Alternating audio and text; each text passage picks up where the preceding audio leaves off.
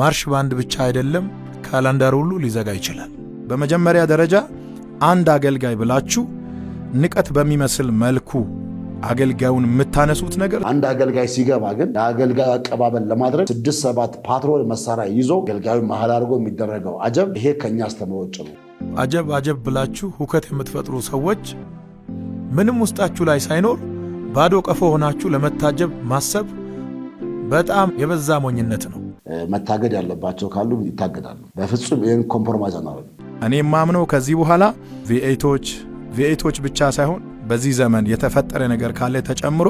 ሰላም ጤና ይስጥልኝ። የተከበራችሁ የክርስቲያን ቲቪ ዩቲዩብ ቻናል ተከታታዮቻችን እንዴት ናችሁ? የጌታ ኢየሱስ ክርስቶስ ጸጋና ሰላም ይብዛላችሁ። ሰሞኑን በኢትዮጵያ ወንጌል አማኞች አብያተ ክርስቲያናት ካውንስል የማስጠንቀቂያ መግለጫ ከወጣባቸው አገልጋዮች መካከል አንዱ የሆነው ነብይ እዩ ጩፋ በትናንትናው ዕለት ንቀት የተሞላበትና የካውንስሉን ክብር ዝቅ የሚያደርግ መግለጫም ሰጥቷል። ካውንስሉን በምላሹ ዛሬ የክራይስት አርሚ ቤተክርስቲያንን ሙሉ በሙሉ ከካውንስሉ አባልነት አግዷል። ነገሮችም እየተወሳሰቡ መጥተዋል። ጉዳዩ ዛሬም በስፋት በማህበራዊ ሚዲያ መድረክ መነጋገሪያ ሆኗል። ለመሆኑ የቤተ ክርስቲያኒቱ ዕጣ በቀጣይ ምን ይሆናል የሚለውንና ተያያዥ ጉዳዮችን ልናስቃኛችሁ ወደ እናንተ መጥተናል። አብራችሁን ቆዩ። መታገድ ያለባቸው ካሉ ይታገዳሉ። በፍጹም ይህን ኮምፕሮማይዝ አናደርግም። ከቅርብ ጊዜ ወዲህ የተለያዩ አገልጋዮች በተለይም ነቢያት በክፍለ ሀገሮች በሚያደርጓቸው ኮንፈረንሶች ከፍተኛ የሆነ የመንግስት ሰራዊቶች በተለይም በፖሊሶች እንዲሁም በከተማ አመራሮች በመንግስት መኪኖች ከፍተኛ የሆነ አጀብ እጅግ የተጋነነ አቀባበል ሲደረግላቸው መመልከት የተለመደ ሆኗል። ይህ አንድን አገልጋይ ለማግነን እየተደረገ ያለ ስራ አማኞችን በአሕዛብ ዘንድ መሳለቂያ፣ ለወንጌል ደግሞ እንቅፋት ሆኖ ቀጥሏል። በጨዋነትና ዝግ ባለ ማንነት የሚታወቁ ወንጌላውያን አማኞች መታወቂያቸውም በሌላ እየሆነ መጥቷል። ይህ ነገር ሄዶ ሰሞኑን በሐዋሳ ከተማ የክራይስት አርሚ ቤተክርስቲያን ባዘጋጀችው ኬሪሶድ ላይ ነብይ እዩ ጩፋ ወደ ሐዋሳ ከተማ ሲገባ ፖሊስ እስከ ልዩ ኃይል ከማርሽ ባንድ እስከ ባለስልጣን ከኒሳን ፓትሮል እስከ ቪኤት ተደራጅተው አቀባበል ያደረጉበት ክስተት በብዛት መነጋገሪያ ሆኖ ቆይቷል።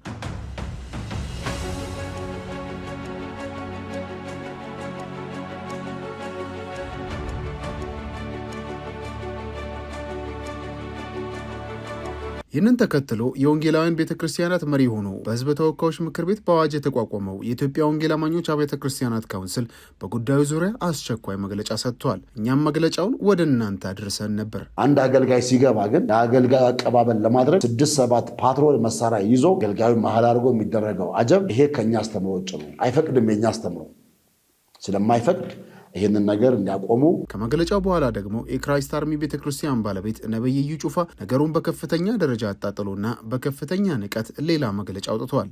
አንድ አገልጋይ ወደ አንድ ከተማ ሲገባ 7 እና 8 ፓትሮል ለምን ያስፈልጋሉ የሚል ጥያቄ የምታነሱ ሰዎች በባጃጅ ታጅቦ እንዲገባ ነው የምትፈልጉት? አጀብ ብላችሁ ሁከት የምትፈጥሩ ሰዎች ምንም ውስጣችሁ ላይ ሳይኖር ባዶ ቀፎ ሆናችሁ ለመታጀብ ማሰብ በጣም የበዛ ሞኝነት ነው። በመጀመሪያ የመንግስት ፓትሮል የሚወጣው ዌልካም ለማለት የሚወጣው የህዝቡን ደህንነት ለመጠበቅ ነው። ይሄ የመንግስት ተቀዳሚ ኃላፊነት ነው። በመቀጠል ደግሞ አምላክ የላከው አገልጋይ ወደ ከተማ ሲገባ ዌልካም ለማለት ነው የሚወጣው። የክርስቶስ አምባሳደር ይመጣል ተብሎ ማርሽ ባንድ ብቻ አይደለም ካላንደር ሁሉ ሊዘጋ ይችላል። በመጀመሪያ ደረጃ አንድ አገልጋይ ብላችሁ ንቀት በሚመስል መልኩ አገልጋዩን የምታነሱት ነገር ተገቢ አይደለም። ይሄ አገልጋይ ሲንቀሳቀስ ተሸክሞ የሚዞረው አንድ ትልቅ መንግስት አለ። እኔ ማምነው ከዚህ በኋላ ቪኤቶች ብቻ ሳይሆን በዚህ ዘመን የተፈጠረ ነገር ካለ ተጨምሮ አገልጋዮች ዌልካም ይባላሉ። ለመቀበል እንደምትቸገሩ ያውቃለሁ፣ ግን ኦፕሽን የላችሁ። አገልጋዮችን በንቀት አትዩ። አገልጋዮች የእግዚአብሔር ቃል አቀባዮች ናቸው። እዩ በመግለጫው የኢትዮጵያ ወንጌል አማኞች አብያተ ክርስቲያናት ካውንስል በአዋጅ ቁጥር 1208 ህዝባር 2012 በኢፌዴሪ ህዝብ ተወካዮች ምክር ቤት የተቋቋመ ተቋም መሆኑን ረስቶ በከፍተኛ ደረጃ ንቀት አሳይተዋል፣ የህግ ጥሰትን ፈጽመዋል። ይህንን ተከትሎ በዛሬው ዕለት የኢትዮጵያ ወንጌል አማኞች አብያተ ክርስቲያናት ካውንስል የእግድ ደብዳቤ አውጥቷል። ደብዳቤውም እንዲህ ይላል። ጉዳዩ የቤተ ክርስቲያኒቷን እግድ ይመለከታል። ክራይስት አርሚ ኢንተርናሽናል ቸርች በካውንስሉ በመዝገባ ቁጥር 03111 የተመዘገበች የሃይማኖት ተቋም መሆኗ ይታወቃል። ይሁን እንጂ ቤተ ክርስቲያኒቱ የካውንስሉ አባል ስትሆን ልታከናውናቸው ከሚገቡ መመሪያዎችና ደንቦች መካከል አንዱ የካውንስል አባላት ስነ ምግባር መመሪያ ሲሆን በስነ ምግባር መመሪያው አንቀጽ 9.3 ላይ የስነ ምግባር ግድፈቶች ተብለው በዝርዝር የተገለጹትን ተግባራት ቤተ ክርስቲያኗ መሪ መፈጸሙን አረጋግጠናል። በመሆኑም ጉዳዩ በካውንስሉ ስነ መለኮት ኮሚሽን ኮሚሽንና የህግ ኮሚሽን ታይተው በሚመለከታቸው አካላት የመጨረሻ ውሳኔ እስኪሰጥበት ድረስ የቤተ ክርስቲያኒቷ ፈቃድ ታግዶ የሚቆይ ሲሆን ሁሉም የካውንስሉ አስተዳደራዊ መዋቅሮችና የሚመለከታቸው የመንግስት አካላት ይህንን ከዚህ በኋላ የሚተላለፉ ውሳኔዎችን እንድታስፈጽሙ በግልባጭ ተመዝግቦላቸዋል። ከመንፈሳዊ ሰላምታ ጋር ግልባጭ ለኢፌድሪ ሰላም ሚኒስቴር፣ ለሁሉም የካውንስሉ መዋቅሮች፣ ለሁሉም የክልልና የከተማ መስተዳድር ሰላምና ጸጥታ ቢሮዎች፣ ለካውንስል የስነ መለኮት ኮሚሽን፣ ለካውንስሉ የህግ ክፍል ይላል የካውንስሉ መግለጫ። እንደሚታወቀው ኢትዮጵያ ውስጥ ለብዙ አስርተ ዓመታት የወንጌል አማኞች እንደ ተራ ማህበር እንጂ እንደ ሃይማኖት ተቋም ተቆጥሮ አያውቁም ነበር። በ2012 ዓ.ም ለመጀመሪያ ጊዜ በህዝብ እንደራሴዎች ምክር ቤት እንደ ሃይማኖት ተቋም የወንጌል አማኞች ተቆጠሩ። በዚህም መሰረት ከወንጌል አማኞች ጋር የተያያዙ ጉዳዮችን ፈቃድ መስጠትና የመሰረዝን ጨምሮ የመፈጸመው ይኸው ካውንስል ነው ማለት ነው። ሲኖዶሱ የኦርቶዶክስ መሪ እንደሆነው፣ መጅሊሱ የእስልምና መሪ ተቋም እንደሆነው ማንም የወንጌል አማኝ ቤተክርስቲያን በዚህ ካውንስል ጥላ ስር መሆን ግዴታው ነው ማለት ነው።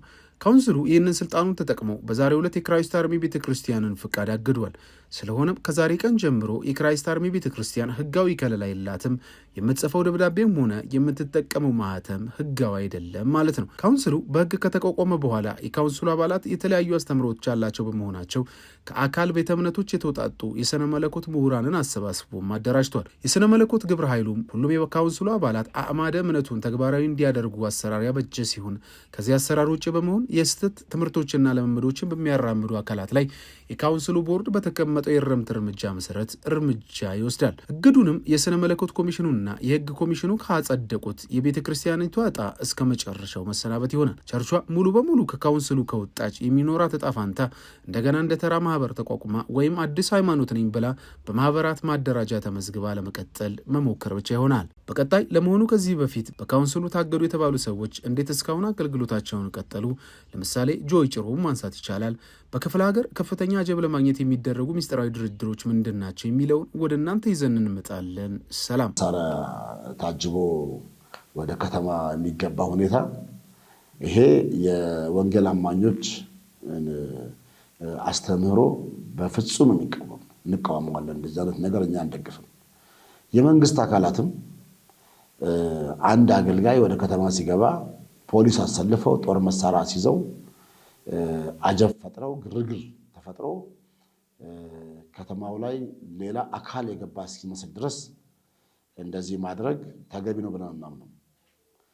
ይሄ እንደዚህ ማድረጋቸው ለወንጌል አማኞች ክብር መስጠትም ማለት ነው።